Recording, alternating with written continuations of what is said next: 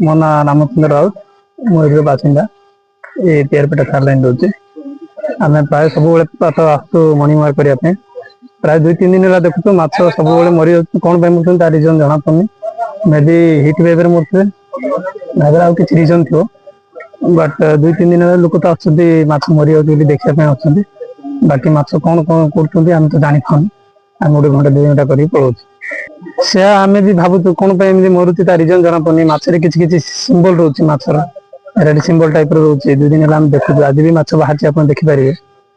ଆଉ କ'ଣ ରିଜନ ଥିବ ତ ଜଣା ପଡୁନି। ସେଟା ଯଦି ପ୍ରଶାସନିକ ବିଭାଗ ଆସିକି ଯଦି ଚେକ୍ କରିବେ ତାହେଲେ ଜଣା ପଡିବ କ'ଣ ପାଇଁ ରିଜନ ମାଛ ମରୁଛନ୍ତି। ଏବେ ଯାଏଁ କିଛି ତା ରିଜନ ଜଣା ପଡୁନି।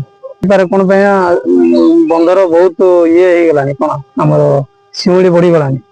ପାଖାପାଖି 4-5 ଦିନ ହେଲା ଆମେ କହିଲୁଣି, ପ୍ରଶାସନ ତାଙ୍କେ ଜଣେଇ ବୋଲି କହିଛନ୍ତି, ଜଣେଇକି ବାହାର କରିବାକୁ କହିଛନ୍ତି।